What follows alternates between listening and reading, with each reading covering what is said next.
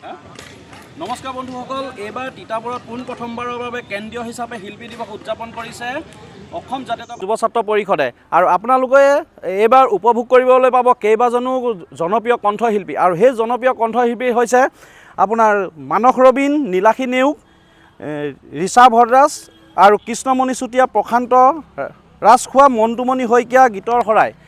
একেলগে 5জনৰ আপোনালোকে গীত পৰিৱেশন শুনিবলৈ পাব। আৰু সকলোৱে আহিব 17 জানুৱাৰীত গীত পৰিৱেশন কৰিব। 16 তাৰিখৰ পৰা 17 তাৰিখলৈ দুদিনীয়া কাৰ্যসূচীৰে অসম জাতীয়তাবাদী যুৱ ছাত্ৰ পৰিষদে এইবাৰ কেন্দ্ৰীয় শিল্পী দিৱস হিচাপে তিতাবৰত প্ৰথমবাৰৰ বাবে এইবাৰ কেন্দ্ৰীয় শিল্পী দিৱস উদযাপন কৰিছে। আপোনালোকে দেখিবলৈ পাইছে এটা সুন্দৰ পৰিৱেশ, সুন্দৰ এটা পেণ্ডেল তৈয়াৰ হৈছে। দেখিছে অসম জাতীয়তাবাদী যুৱ ছাত্ৰ পৰিষদ কেন্দ্ৰীয় শিল্পী দিৱস 2026।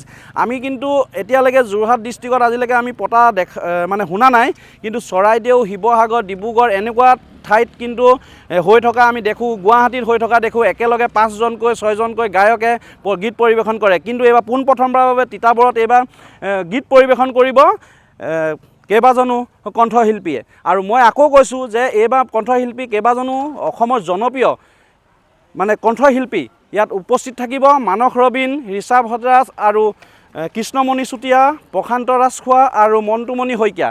আৰু লগতে উপস্থিত থাকিব অসমৰ জনপ্ৰিয় অভিনেতা যতীন বৰাও ইয়াত উপস্থিত থকা আমি দেখিবলৈ পাম। আৰু আপোনালোকে সহায় সহযোগ কৰিব। তিতাবৰত এইবাৰ প্ৰথমবাৰৰ বাবে যদি এটা অনুষ্ঠান হৈছে, এই অনুষ্ঠানত যদি আপোনালোকৰ আহি সহায় সহযোগ আগবঢ়ায়, নিশ্চয় অসম জাতীয়তাবাদী যুৱ ছাত্ৰ পৰিষদে এটা আনন্দ অনুভৱ কৰিব। কাৰণ তিতাবৰবাসী আমি যেতিয়া সাংস্কৃতিক এখন ঠাই তিতাবৰ, আৰু এই তিতাবৰতে এটা ডাঙৰ অনুষ্ঠান হৈছে। আৰু এই অনুষ্ঠান দেখিছে আপোনালোকে এতিয়া পেণ্ডেল বনাই থকা দেখিবলৈ পাইছে। এইফালে আপোনালোকে দেখিছে ইয়াত এটা সুন্দৰ মানে যিটো মানে দেখুওৱা হৈছে, যিবিলাক ইয়াত কাৰিকৰী কাম কৰি আছে, এই দেখিছে ইয়াত পতাকা উত্তোলন হ'ব। এইফালে আপোনাৰ এটা সুন্দৰ এখন ফুলনি টাইপত এখন বাগিচা হ'ব।